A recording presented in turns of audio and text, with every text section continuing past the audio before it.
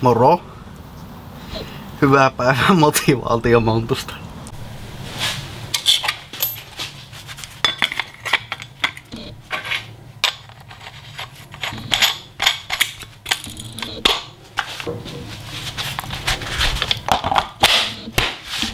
Tässä episodissa on CSI meikän talli. Eli kävin rälläköimässä pohjasta palasia. Tai no, se rälläköinti oli vähän semmoista... vähän... Siellä on vähän ollut peltiä kuitenkin nurkissa. Nämä on siis ollut yhdessä jossain vaiheessa nämä palaset. Mutta sattuneesta syystä ne ei ole enää. Sitten on polkimien nurkassa tämmönen... Mä oikein tiedä, miten tätä kuvailisi. Se on niinkä monta peltiä päällekkäin. Se äkkiseltä jos laskee sitä tarkentaa niin tarkenna. No, siinä on 4 tai 5 peltiä päällekkäin tuolla alhaalla. Täällä ylhäällä on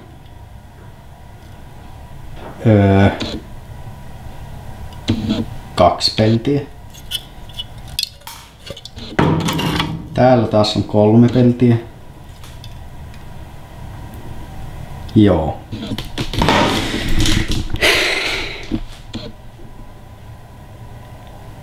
Eipä siinä ruveta merkkailemaan leikkaan. Juu, elikäs. Tällä reunalla puuttuu ainakin pari senttiä peltiä. Niin tehdään silleen, että koetetaan leikata mahdollisimman lähelle oikea mittaa nämä pellit ja jätetään tälle takareunalle sitten pari senttiä ylimääräistä, että saadaan reikä.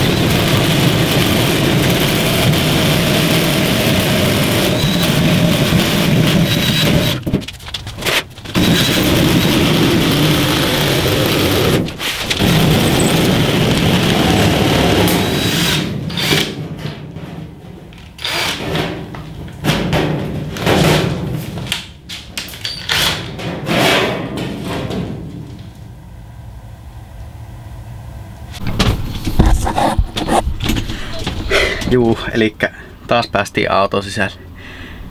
Nyt on tilanne semmonen, että mä leikkelin tuosta lattiasta suuremman roostikohan pois. Eli siinä on nyt... No, sieltä näkyy kuskin puolen eturinksi. Mut mä tässä rupesin miettimään, niin kuin näkitte, niin tuossa tein jonkunnäköisen pellinpala siihen tilalle. Niin mullahan ei ole täällä sitten niinkö... Niin, mulla ei helmassa tai helmarakennetta käytännössä ollenkaan.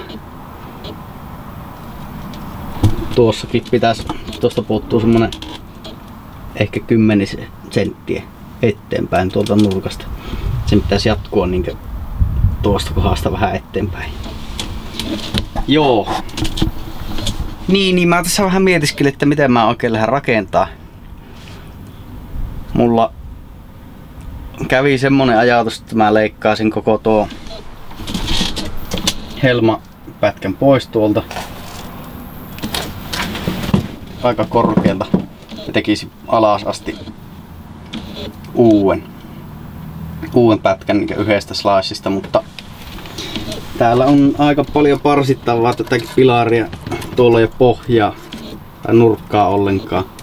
Pitäisi olettavasti olla samannäköinen kuin tuo. Siellä ei ole mitään. Niin. En mä tiedä, mä katsoin pätkä kerrallaan. Pitää tehdä tuo etupätkä yhdestä palasesta ja pitää jättää sinne aika reilusti pelivaraa sitten. Pystyy sovittaa se siihen uuteen helmaan ja sitten loppujen lopuksi tuonne sisälokariin kans pitäisi yhdistyä jotenkin. Mutta eikä se ruvetaan tekemään. No niin, ihan ensimmäisenä, jos tuonne aikoo jotakin haluaa tehdä, niin pitää ottaa tuo vartaan tuuletin tuolta pois.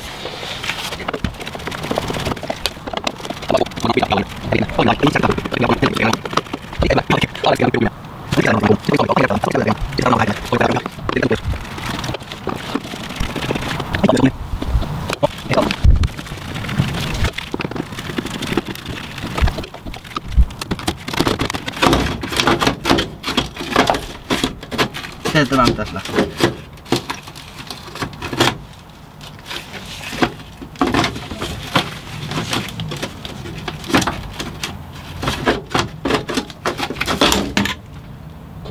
Noin vaan. Joo, eli siis tää näyttää ulkopuolella tältä. Tarkentaa. Eli tuo aikalla tasalla. Tuossa noin.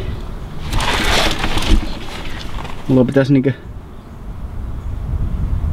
katsoa suurin piirtein. Tuolla näkyy jonkun verran nurkkaa tai alareunaa, mitä on jäljellä. Se on siitä eteenpäin hävinnyt kaikki. Kai mulla pitää sitten vetää vaan suora linja tuolta jollain viivottimella keula asti ja vaihtaa sinne suurin piirtein sopivan näköinen pala. Joo. Hetki. Tervetuloa Röttäverksin kanavalle ja ole. Siinähän sitä hommaa piisaa. Siihen paljon jo. Mä merkkailin tähän levyyn tässä on ne helman sisäpuolen korjauspalat eteen molemmille puolelle. Mä nyt arvoilin, että ne on sama leikata kerralla molemmat. Sitten on varpaa tuuletusreijä malli. Sitten vahvikin palat. Mullahan ei mitään semmoista vehjettä oo täällä, millä mä saisin tehtyä ne muodot siihen. Niin mä leikkelen rälläkellä tommoset palaset ja kanttikonnella taittelen vähän muotoa niihin ja hitsailen sitten siihen peltiin vaan sinne lattiaan siis kiinni. Mut joo, mä pärällätän nuo tosta irti.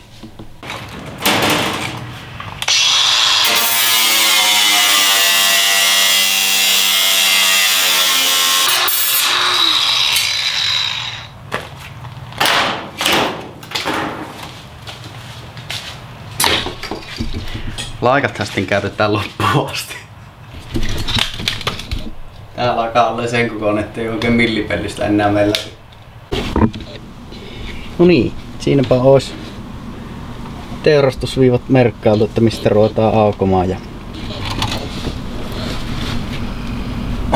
tuossa nyt näkee, tuossa on vielä kovaa, mä jätän sen sinne, missä on tuo sisänurkka. Ei tarkentaa. Kauhean kirkasta tällä, niin oikein kuvaamista. Mut joo. Sitten tuossa on tuo varpaitten. Ei. No, tuossa on kuitenkin reikä. Jossain tuolla. Niin. Joo. Siihen siis tulee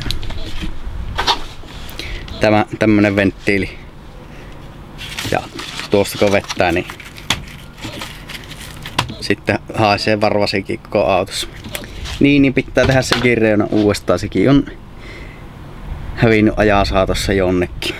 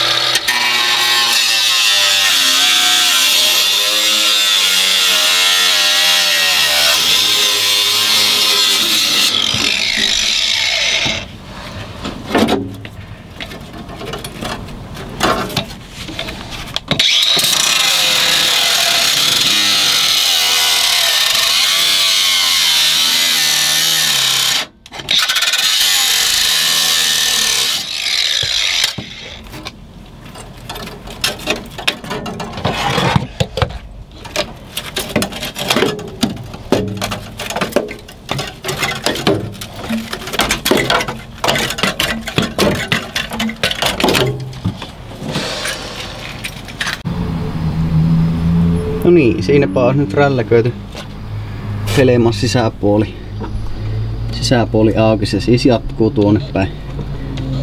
Sitten tässä on tämä varpaitten tuuletin. Ei tästä näe nyt mitään.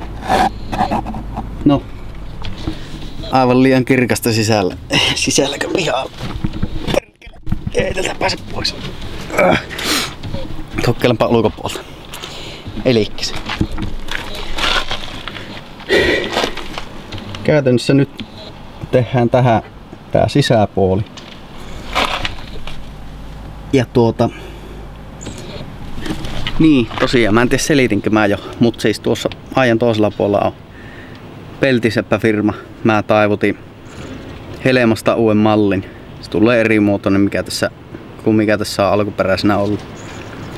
Niin ne mä saan varmaan joskus ensi viikolla. Mutta Helemaa mä en uskalla aukasta, kun mulla on semmonen kutin, että tää menee poikki tää auto, kun lattia ei oo käytännössä mitenkään muilla kuin noilla pilariperäisillä läjässä. Reunat on hävinnyt kokoon. Niin Helemoja ei uskalla aukasta vielä. Mutta mun pitää siis ensin parsia tää lattia nyt tästä nippuun, ennen kuin mä uskallan helmoja aukasta. Ja sitten kun mulla on helmat auki, niin mä teen nuo sisäpuolella kans. Mutta ruotanpa laittaa uutta peltiä. No niin, hitsasin tuohon tommosen maadotusnipaan, niin ei tarvi koko projekti ajaa aina etsiä, että erikoisia maadotusratkaisuja tässä, mutta eiköhän tuohon perseen tökkää kun 150 000 kertaa tässä projektin aikana, mutta se on se hinta mikä on maksettava siitä, ei tarvi etsiä maadotuspaikkaa.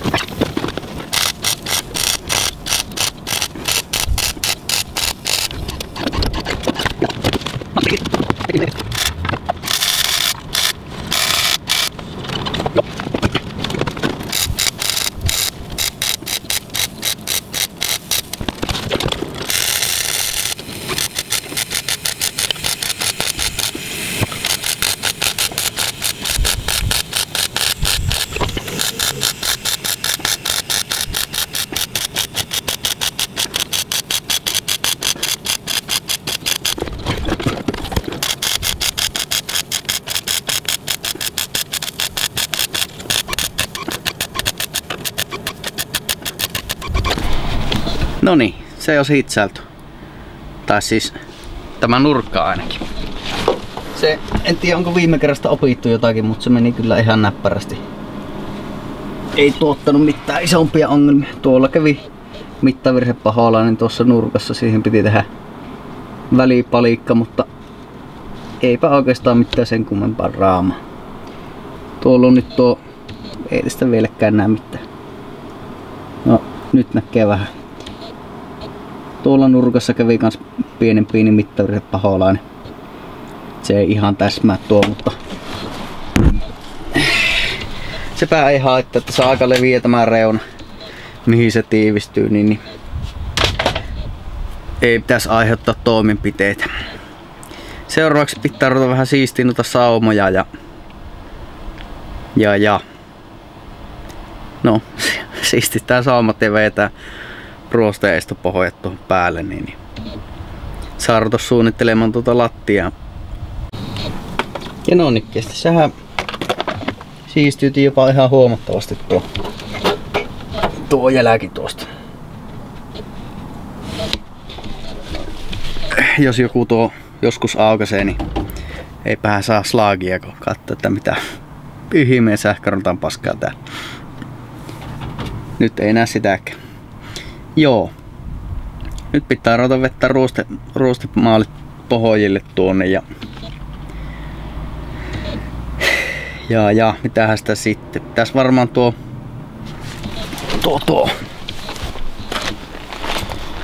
pilarin nurkka sitten